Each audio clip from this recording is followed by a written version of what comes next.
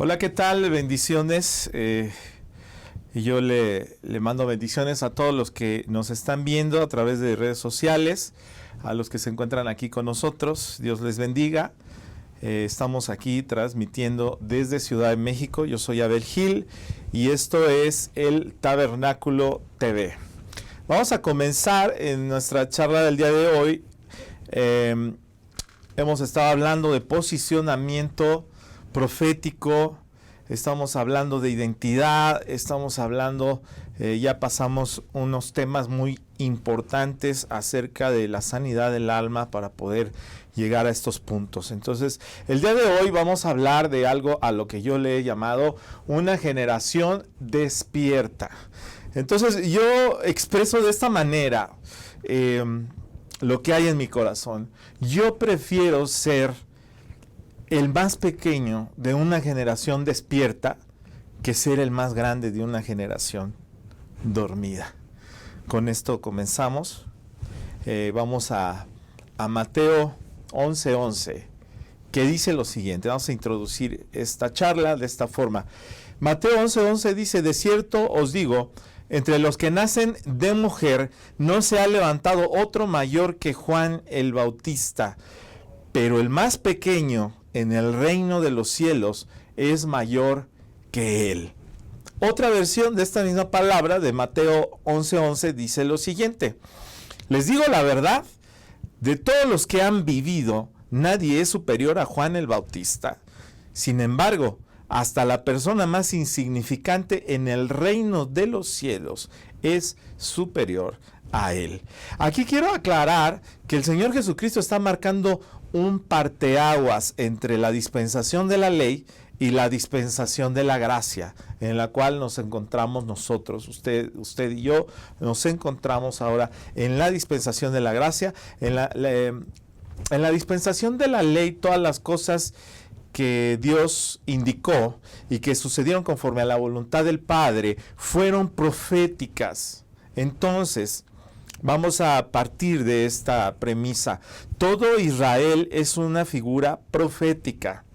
Estoy hablando del Israel del antiguo pacto, el Israel de Jacob, ¿ok? El Israel original. Ojo, no estoy hablando de ningún estado político moderno. Estoy hablando Israel de Jacob. Israel fue una figura profética. Por tanto, lo que tiene que ver con sacerdocio en Israel, el tabernáculo, los actos sagrados, los utensilios, las formas presentadas en el Antiguo Testamento en Israel son sombra y figura del reino de los cielos, de cómo habría de manifestarse el reino de los cielos en la persona de Jesucristo. Respecto a esto, quiero enunciar lo siguiente. Es lo que el apóstol Pablo enunció en la carta de Colosenses 2:17. Dice lo siguiente: todo ello, refiriéndose a lo que estamos hablando, ¿verdad? Todas estas cosas que se suscitaron, que Dios indicó a Israel, todo ello es solo una sombra de lo porvenir, pero la realidad pertenece a Cristo.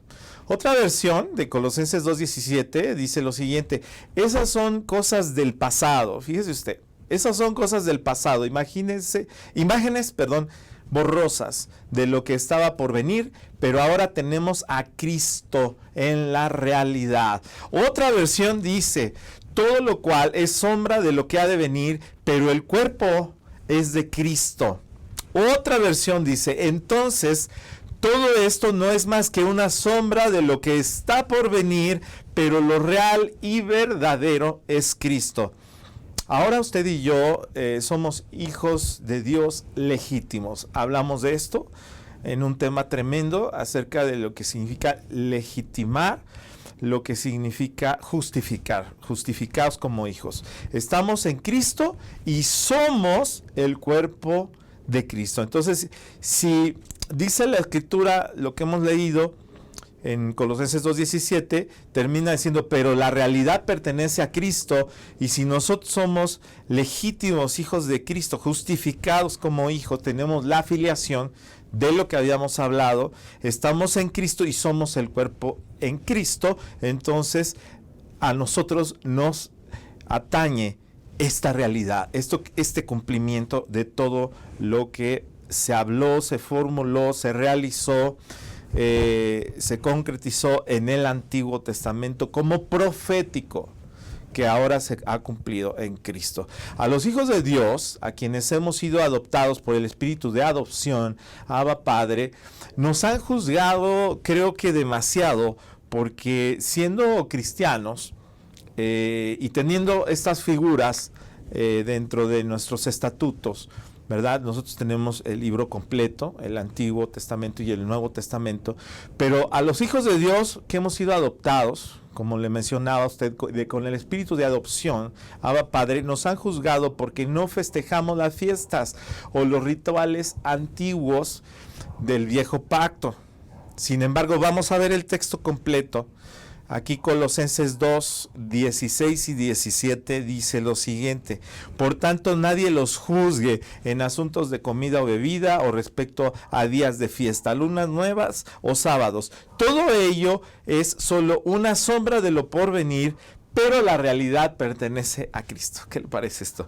Vamos a checar que la traducción correcta del verbo venir es el verbo compuesto en el pretérito, escuche, pretérito pluscuamperfecto. ¿No? Estamos viendo un poquito aquí gramática, como no tenemos maestría en letras españolas, pero es el verbo pretérito pluscuamperfecto había de venir. Vamos a checarlo, ¿ok? Dice, todo ello es solo una sombra de lo por venir, pero la realidad pertenece a Cristo. Entonces, el verbo correcto traducido de por venir es lo que había de venir, pretérito pluscuamperfecto. ¿Esto qué significa?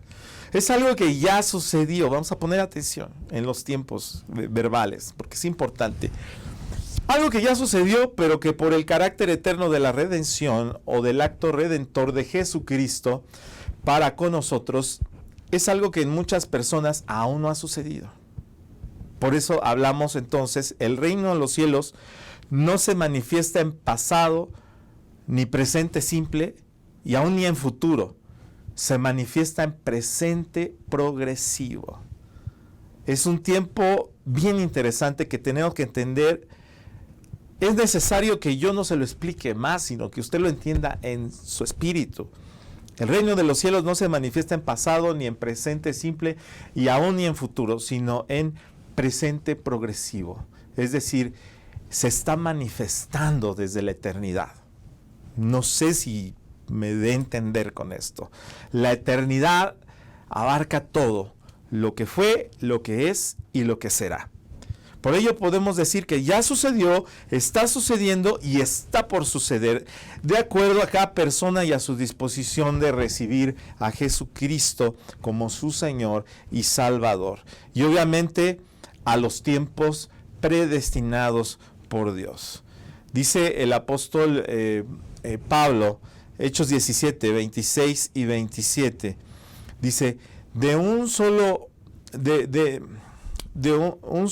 hombre ha hecho toda raza de los hombres, para que habiten sobre toda la faz de la tierra, y él ha determinado de antemano el orden de los tiempos y los límites de su habitación. ¿Comprendemos esto? Dios ha determinado de antemano el orden de los tiempos desde la eternidad en donde usted y yo habíamos de buscarle, porque dice el versículo 27, para que busquen a Dios, si de alguna manera aún a tientas palparan y le hallarán, aunque la verdad Él no está lejos de ninguno de nosotros. Trato de ilustrar con esto tremendo cómo son los tiempos de Dios. Va a haber generaciones que aún no están aquí, pero están abrazando ya en la eternidad este cumplimiento. ¿Ok? Espero darme a entender con esto, que es el Espíritu el que tiene que revelarnos los temas proféticos y lo que se refiere a la eternidad. Jesucristo habló de lo que está escrito en el Antiguo Testamento acerca de este Israel profético que se cumple en Él mismo, es decir, en Jesucristo mismo, en Lucas 24. Vamos a ver que Lucas 24, 44 dice lo siguiente. Y les dijo, estas son las palabras que les hablé estando aún con ustedes, que era necesario que se cumplieran todas esas cosas que están escritas de mí en la ley de Moisés, en los profetas y en los salmos. Entonces, fíjese usted, les abrió el entendimiento a sus discípulos, se refiere, les abrió el entendimiento para que comprendieran las escrituras. En otras palabras, Jesucristo les estaba diciendo, miren, todo lo que está escrito en el libro de Moisés, en los salmos y en las profetas acerca de mí, ya se cumplió delante de sus ojos. Amén. Y en ese momento ellos abren los ojos y comienzan a comprender. Eso es lo que el espíritu de la profecía está buscando el día de hoy. Que usted comience a entender que Dios tiene un tiempo predestinado y que cuando usted entienda este cumplimiento de todo lo que sucedió desde el principio y todo lo que se manifestó en el Israel profético era para nosotros en Cristo y aún para el Israel que a través de Cristo puede abrazar esta promesa. Amén. Dice que sí, a los que fuimos injertados nos ha dado esta gracia, esta bendición y nos ha perdonado, bueno, cuánto más a las ramas originales, este cumplimiento, ¿ok? Aquí comprendemos cómo comienza una generación a despertar. Les abrió el entendimiento. Acabamos de leerlo. Pero luego Jesucristo dice algo interesante en Lucas 24:49. Dice, he aquí yo enviaré el cumplimiento de la promesa de mi Padre sobre ustedes. Pero quédense ustedes en la ciudad hasta que sean investidos del poder de lo alto. Entonces Jesucristo está marcando desde el primer versículo que hablaba de Juan el Bautista y de que el más pequeño en el reino de los cielos es mayor que él, está marcando este cumplimiento. Dice, yo enviaré el cumplimiento de la promesa de mi Padre sobre ustedes y quédense ustedes en la ciudad hasta que sean investidos del poder de lo alto. El poder de lo alto abre los ojos. Eso es una evidencia que es de esta generación.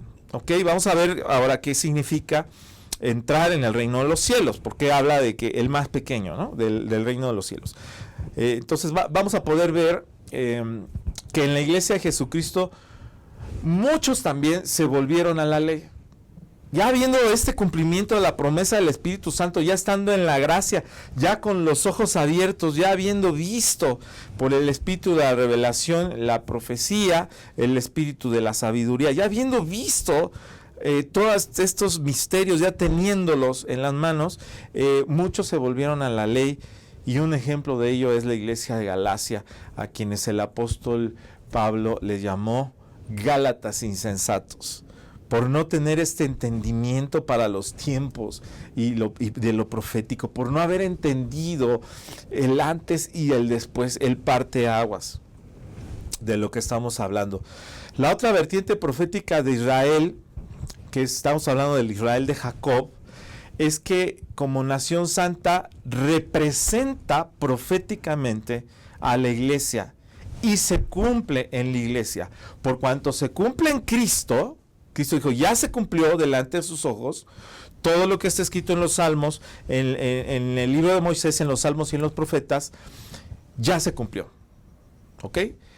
Por cuanto la realidad pertenece a Cristo, entonces la realidad pertenece también al cuerpo de Cristo y el cumplimiento de todo el Israel profético se cumple en la iglesia. Amén. Esto es algo que ha ido cumpliéndose en forma ascendente, progresiva. Y de igual forma la vida de usted y mía, de cada hijo de Dios, el conocimiento, la sabiduría, la revelación, van, como dice la Escritura, de aumento en aumento hasta que el día es perfecto. Entonces, así es con los hijos de Dios. Va de aumento en aumento.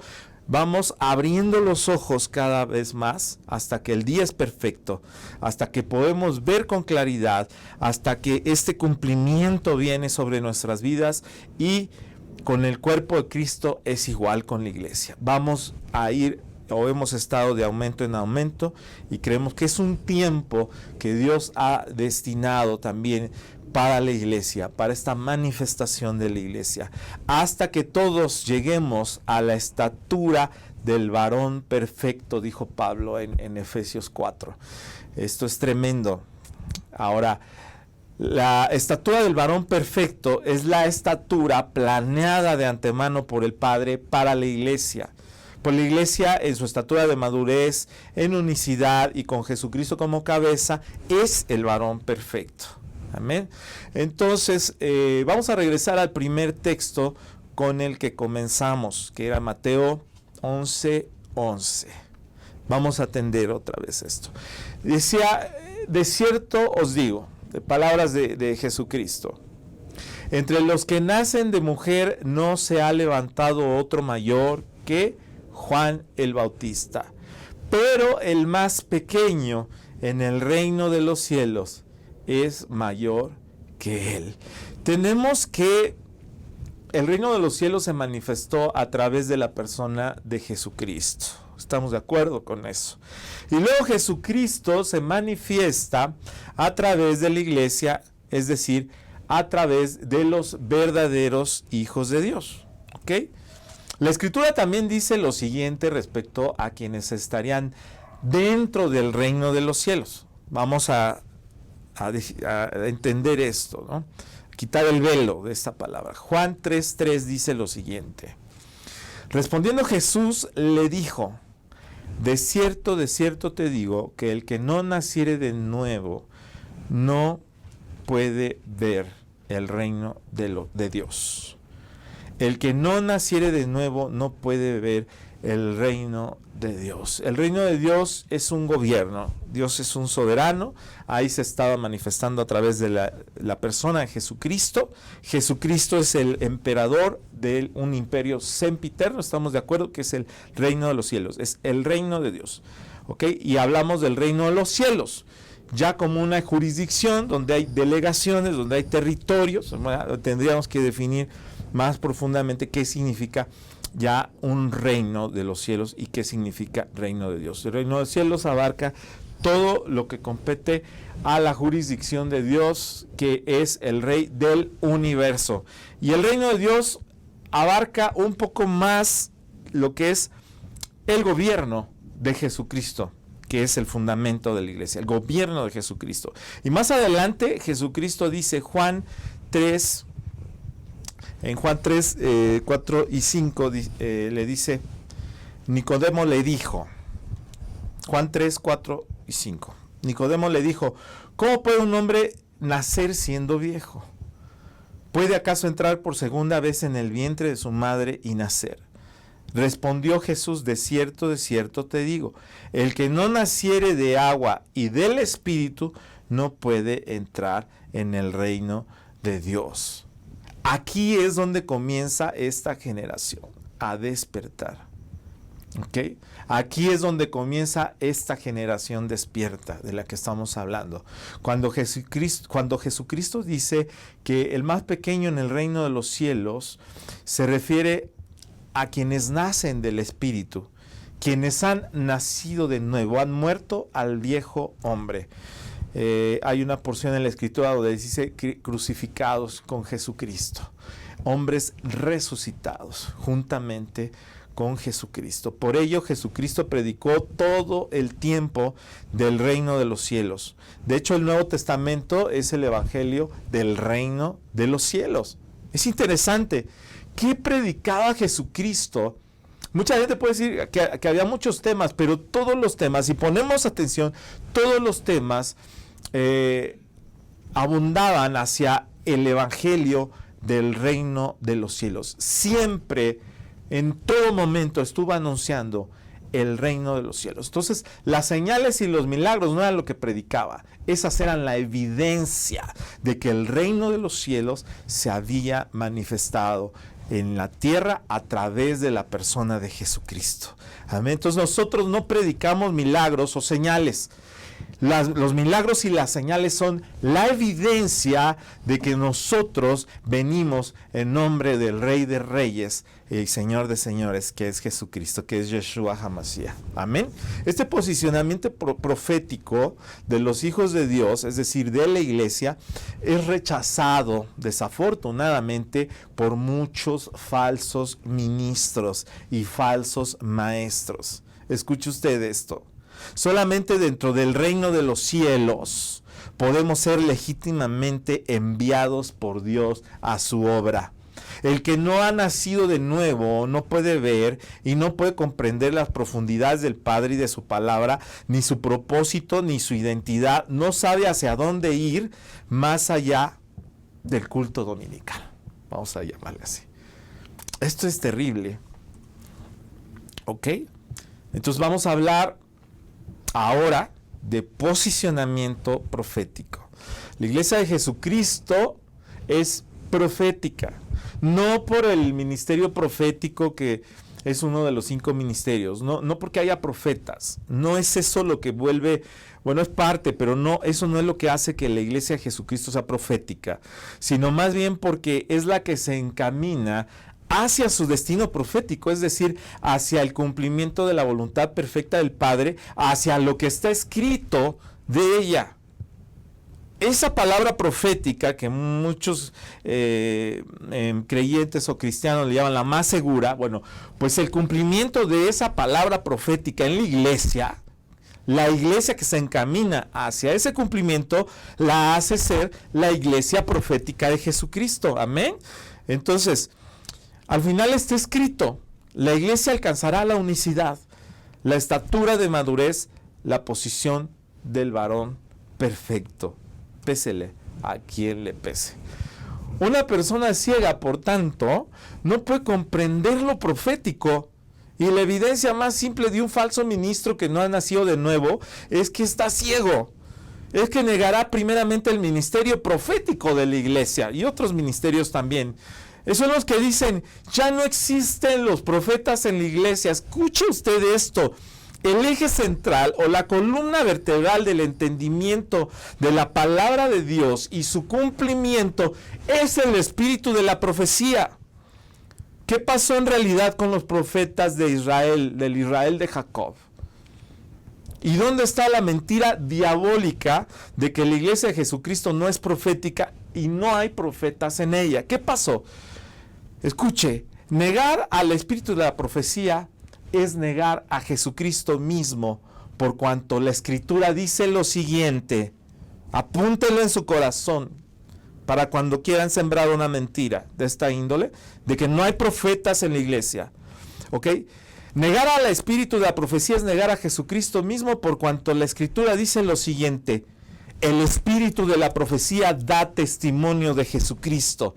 Y dice también la Escritura, el que tenga oído oirá lo que el Espíritu habla a las iglesias. ¿Cuál espíritu estamos hablando? El espíritu de la profecía es el espíritu de Jesucristo. También dice al final del libro de Revelación, por si a alguien se le ha pasado, en Apocalipsis, el que da testimonio de estas cosas dice, ciertamente vengo en breve. Recordemos, ¿quién da testimonio? El espíritu de la profecía es el testimonio de Jesucristo. Amén. Esto es fuerte, es poderoso, es afirmante de la iglesia en su propósito eterno, en su posicionamiento profético, en su estatura de madurez, su estatura del varón perfecto. ¿Ok? Por tanto, el espíritu de la profecía es Jesucristo mismo manifestándose también a través de la iglesia y de los ministerios proféticos de la iglesia. ¿Sabe usted que negar el espíritu de la profecía y a los profetas de la iglesia de Jesucristo es negar a Jesucristo? Creo que se lo estoy demostrando con las Escrituras. La Escritura dice que el que niega al Hijo niega al Padre. Este es el espíritu del anticristo. Entonces, si alguien lo ha engañado, sálgase del espíritu anticristo y camine hacia su destino profético. ¿Qué es destino profético? ¿Qué es predestinación? Las obras que Dios ha diseñado de antemano para que anduviésemos en ellas. Antes de la fundación del mundo. el Señor diseñó una iglesia gloriosa, poderosa, a la estatura del varón perfecto. Quiero agregar algo más, que tener a Jesucristo como cabeza, entonces, es tener al espíritu de la profecía como cabeza. De otra forma, ¿quién llevará a la iglesia a su estatura de madurez y al cumplimiento de todas las cosas escritas y planeadas para el cuerpo de Cristo, para los hijos de Dios? ¿Quién la llevará? El engaño diabólico acerca de la iglesia sin dirección profética comienza con la interpretación errada de la Escritura. Vamos a Zacarías 3:2. Aquí mucha gente se basa en esto. ¿Okay? Zacarías 13:2, perdón. Y en aquel día, dice Jehová de los ejércitos, quitaré de la tierra los nombres de las imágenes, y nunca más serán recordados. Y también haré cortar de la tierra a los profetas y al espíritu de inmundicia. ¿Ok? Aquí está como encerrando en un mismo estereotipo de profetas y espíritu de inmundicia. ¿A qué profeta se refiere? Otra versión dice: en aquel día, dice el Señor Todopoderoso, haré desaparecer todo vestigio de adoración de ídolos de la tierra, de tal modo que se olvidará aún el nombre de esos ídolos. Todo falso profeta, junto con su espíritu de mentira que los inspira, será también eliminado. Debemos de entender que no solo hay profetas apócrifos, sino también un espíritu de mentira que operó en Israel y también hoy en la iglesia. No solo había profetas apócrifos en Israel, también hoy hay profetas apócrifos. Pero también hay falsos cristianos, sépalo usted. En Filipenses 3:18 dice: porque por allá andan muchos, de los cuales les dije muchas veces y aún ahora lo digo llorando, dice llorando, que son enemigos de la cruz de Cristo. Hay infiltrados en la iglesia. Hay falsos cristianos, así como también hay falsos profetas. Jeremías 2:8. Los sacerdotes no dijeron: ¿dónde está Yahweh? Y los que tenían la ley no me conocieron. Y los pastores se rebelaron contra mí. Y los profetas profetizaron en nombre de Baal y anduvieron tras lo que no aprovecha. Y los pastores se rebelaron contra mí. O sea, no nada más el tema de los profetas.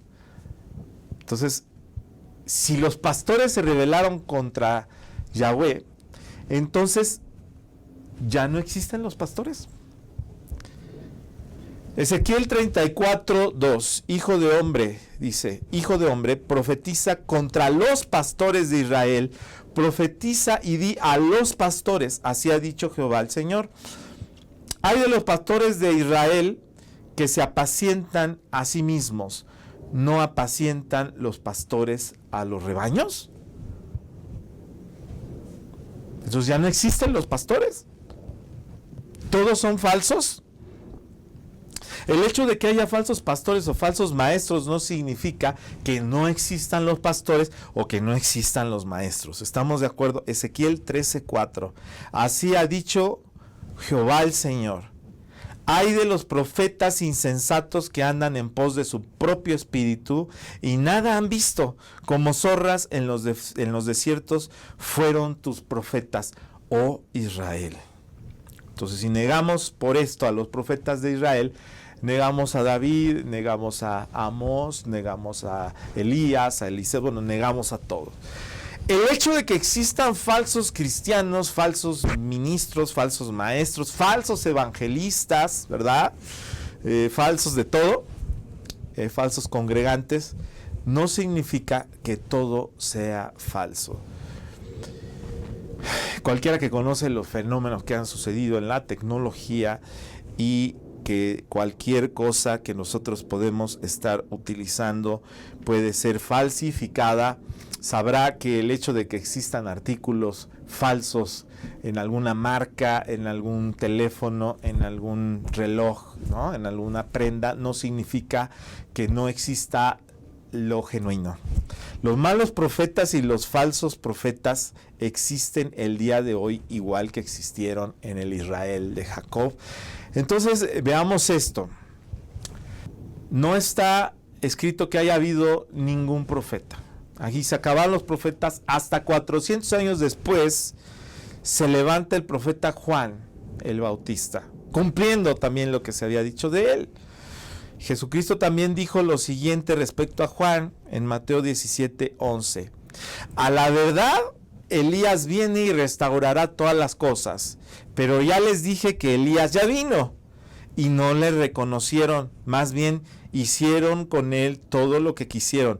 Así también el Hijo de Hombre ha de padecer de ellos. Entonces los discípulos entendieron que les hablaba de Juan el Bautista. Resulta que los discípulos ya tenían entendimiento, ya no estaba entenebrecido el entendimiento, ya no había un espíritu de estupor en ellos, sino que ya habían abierto los ojos y podían entender que les estaba hablando, que al hablar del espíritu de Elías estaba hablando de todo un cumplimiento, y quien lo había anunciado finalmente, después de 400 años de silencio, era el profeta Juan el Bautista, y ellos lo supieron porque les había sido abierto el entendimiento. Luego Juan el Bautista dijo respecto a Jesucristo lo siguiente, en Juan 3:30, vamos a poner mucha atención en esto. Dijo: es necesario que Él crezca, pero que yo mengüe. Esto es muy importante que lo veamos. Elías representa la unción profética de Israel, y ahí habían entendido que cuando hablaba de Elías estaba hablando de Juan el Bautista, y Juan el Bautista representaba entonces, o representó en ese momento, la unción profética de el Israel de Jacob. Pero esta unción profética de Israel termina con Juan el Bautista, y es esta unción que, una vez cumpliéndose en Jesucristo, esta unción que estaba sobre Juan el Bautista, que representa a su vez a Israel, debe menguar. Y finalmente la unción profética es restaurada, pero sobre la iglesia de Jesucristo. ¿A quién habla el Espíritu? A las iglesias. El Espíritu y la iglesia dicen. Sí, estamos con lo que estoy parafraseando en la iglesia. El que tenga oído, escuche lo que el Espíritu habla a la iglesia. Luego al final dice: el Espíritu y la iglesia dicen. Permítame demostrar esto con las Escrituras. En el momento en el que Juan testifica de Jesucristo y mira descender la unción del Espíritu Santo sobre Jesucristo, esa que desciende como en forma de paloma, que se manifiesta así, con una imagen como de paloma, no que sea una paloma, sino como en forma de paloma ante los ojos.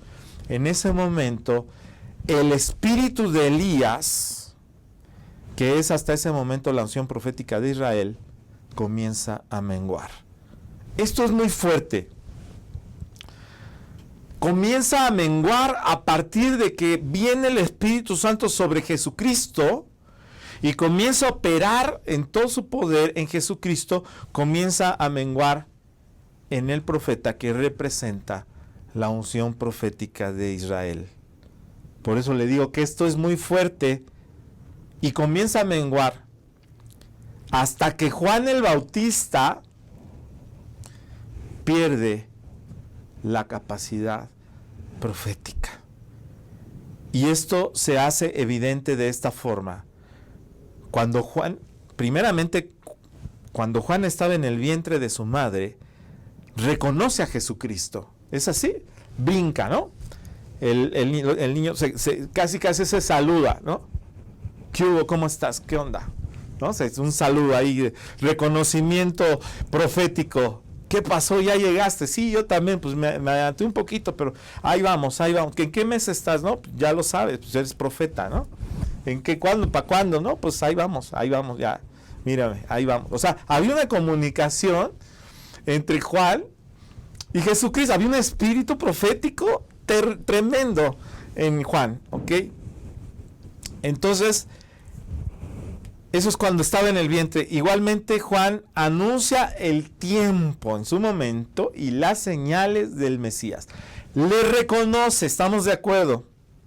Por eso dice Isaías 43, voz que clama en el desierto, preparar el camino a Jehová, enderezar calzada en la soledad a nuestro Dios. Esto está hablando de Juan el Bautista, preparar el camino. Mateo 3:3 habla de lo mismo, dice, pues este es aquel de quien habló el profeta Isaías cuando dijo, voz que clama en el desierto, preparar el camino del Señor, enderezar sus sendas. Juan el Bautista en ese momento representa la unción profética de Israel, y también se dice que no ha habido hombre nacido de mujer más grande que Juan el Bautista. Hasta ahí, y luego viene el pero. Ustedes se preguntarán por qué a Juan el Bautista le cortaron la cabeza. Muchos opinamos que un error del profeta Juan o una falta delante de Dios fue el no seguir a Jesucristo. Muchos lo hemos pensado. ¿Por qué no le siguió a Jesucristo? Pero no fue propiamente un error. De hecho, el mismo Israel de Jacob no siguió a Jesucristo. Por lo cual está escrito Juan 1, 11 y 12. Dice, a lo suyo vino y los suyos no le recibieron, mas a todos los que le recibieron, a los que creen en su nombre, les dio potestad de ser hechos hijos de Dios. Ya hablamos de lo que significa potestad. Entonces, mire esto. Juan el Bautista entonces comenzó a menguar. Hablando de por qué terminó así. Hasta que pierde la capacidad y la facultad en lo profético. ¿Por qué? Porque Juan representa a Israel y es el último profeta de Israel. Lucas 7:20 dice, cuando los hombres vinieron a Jesús, está refiriéndose a los discípulos de Juan, cuando los hombres vinieron a Jesús le dijeron, Juan el Bautista nos ha enviado a ti, diciendo, fíjese muy bien, ¿eres tú aquel que ha de venir o esperamos a otro? ¡Qué tremendo! Otra versión dice lo siguiente, los dos discípulos de Juan encontraron a Jesús y le dijeron, Juan el Bautista nos envió a preguntarte, ¿eres tú el Mesías a quien hemos esperado o debemos seguir buscando a otro? ¿Por qué pregunto esto?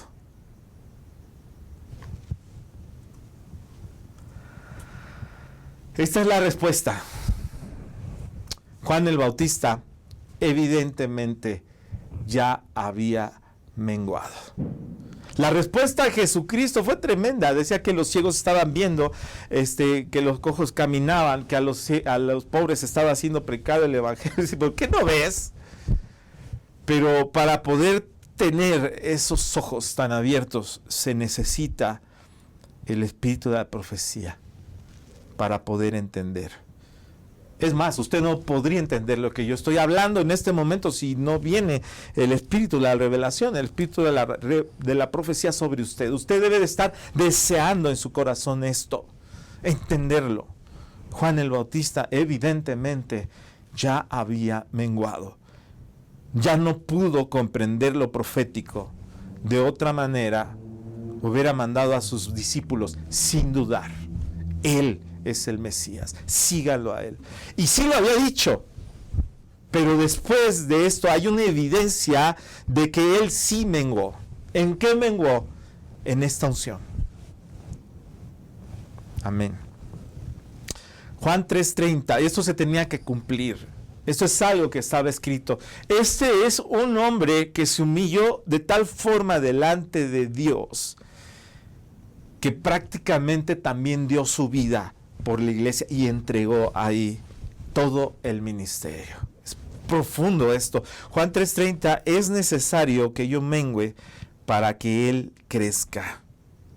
Toda la ley de Moisés, todos los salmos y los profetas, como lo dijo Jesucristo en Lucas 24, se habían cumplido ya en ese momento en Jesucristo. Todo Israel se había cumplido en Jesucristo. Entonces no es una desgracia que los suyos no le recibieran. Dios tiene una promesa para el Israel de Jacob. Entonces, por la promesa. Entonces, esto es un cumplimiento que representaba Juan el Bautista al Israel profético que debía menguar, al punto de que ya no pudo comprender lo que nosotros ahora podemos comprender, lo que usted y yo podemos entender a través del espíritu de la profecía que ha venido sobre la iglesia y de la revelación, de la sabiduría. Hoy en el nuevo pacto en Cristo es mejor ser el más pequeño de una generación despierta que ser el más grande de una generación dormida. Efesios 1, del 16 al 23, dice el apóstol Pablo: no ceso, fíjese el cumplimiento en la iglesia, que ahora empieza de aumento en aumento.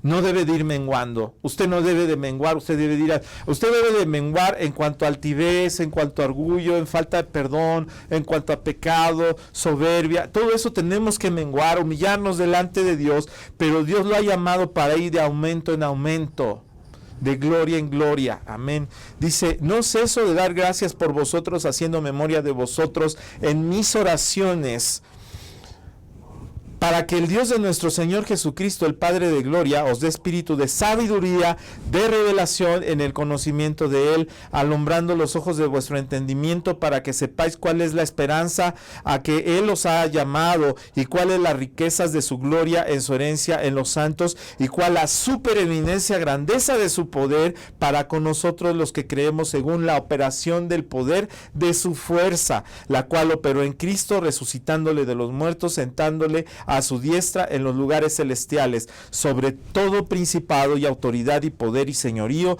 y sobre todo nombre que se nombra, no solo en este siglo, sino también en el venidero, y sometió todas las cosas bajo sus pies, y lo dio por cabeza sobre todas las cosas a la iglesia, la cual es su cuerpo, la plenitud de aquel que todo lo llena en todo.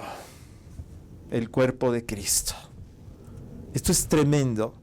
Segunda de Pedro 1:19, el apóstol Pedro describe, refiriéndose a quienes han alcanzado la estatura de madurez, o que la van a alcanzar, y a los que la van a alcanzar.